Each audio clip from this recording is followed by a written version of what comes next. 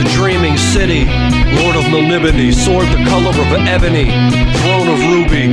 The souls of my enemies cast to hell for eternity. Eternal champion, Blood King. Down a road that's long overgrown is a land that's forgotten, ways that are forgotten, a people who ruled for thousands of years but now have all but disappeared. Blood King.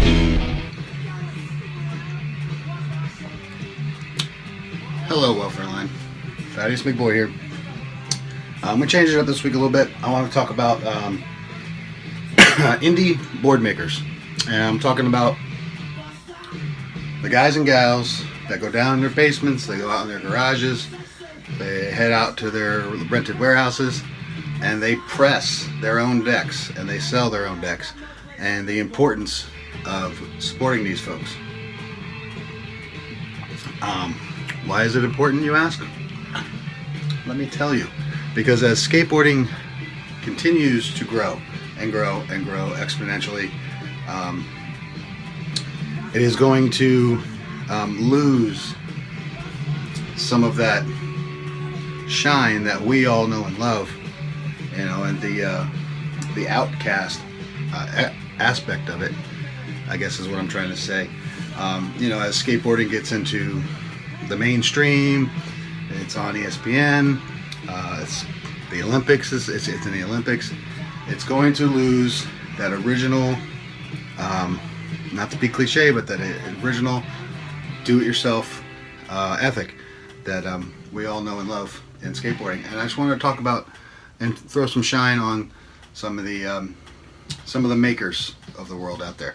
And I hope you enjoy it, and I hope you support some of these guys and gals.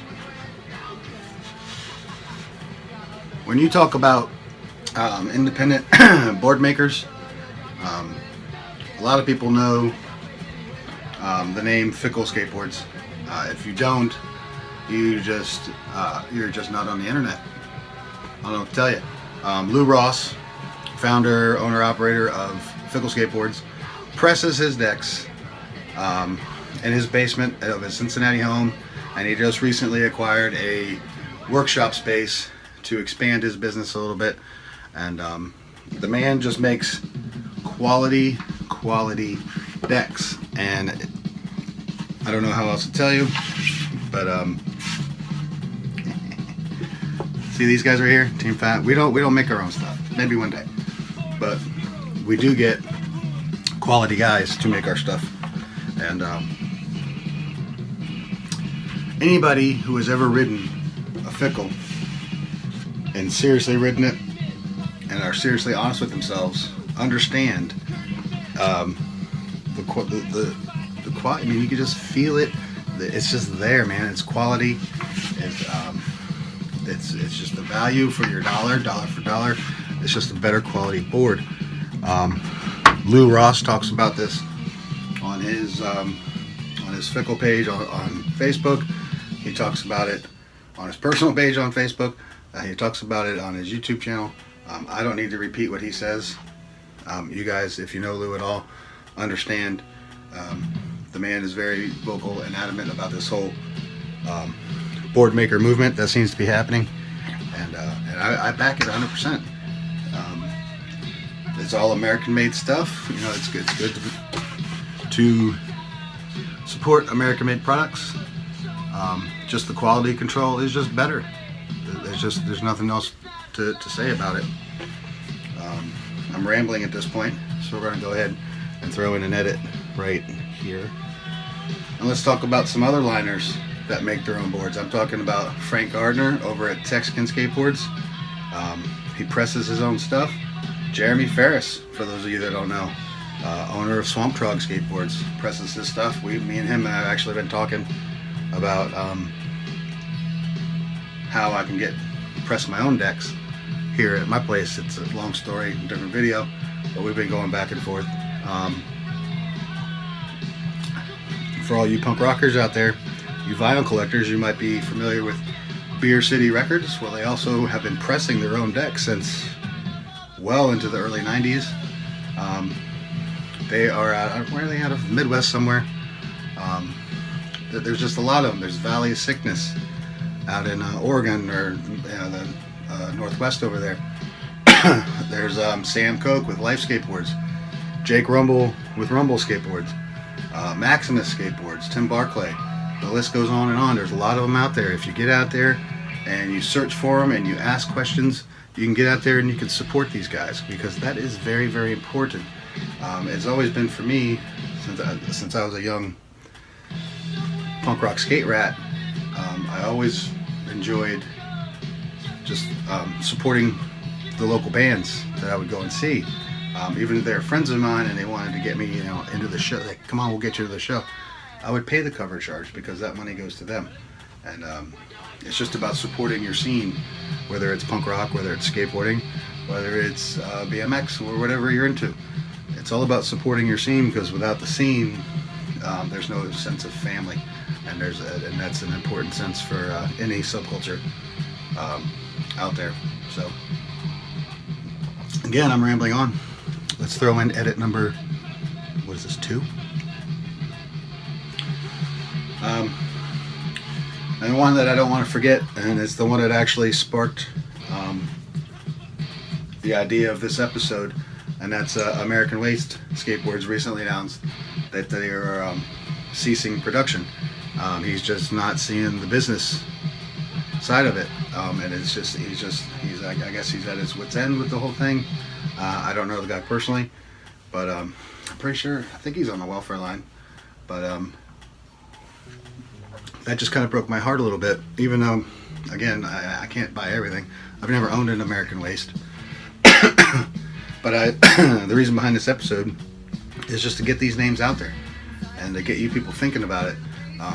These are not, well, I mean, I guess they are, they can be, anything can be a wall hanger, but these indie board makers, they make their boards to ride, and they want you to skate them, and they want you to destroy them, and they want you to enjoy their products. And unfortunately, American Waste is shutting down their production, and so that's why I thought we could do an episode to kind of hype up the little guy, so to speak. Inevitably, when you get to talking about these independent board makers, people want to argue about the quality of the mainstream brands, your anti-heroes, your pals, yada yada, Santa Cruz, all the mainstream skateboard companies. People want to talk about how those boards are the best, and I guess everybody has a little different experience with their boards, myself included. Being a big guy, back in the day, I broke a deck or two, and so I mean, I know what works for me and what doesn't work for me, and that's the same thing that works for you and it doesn't work for you. I don't want to get into the argument on this thread about these mainstream boards versus the independent maker, but that's not what I wanted to do. So let's not do that, and let's just hype up these guys that are true, American craftsmen. That's what it comes down to, and I support all of them wholeheartedly, because once again, we are rambling, so once again, we will edit. So I guess just to wrap it up is maybe look into your next rider, look into buying a quality homemade product, handcrafted product, versus something that was pressed overseas.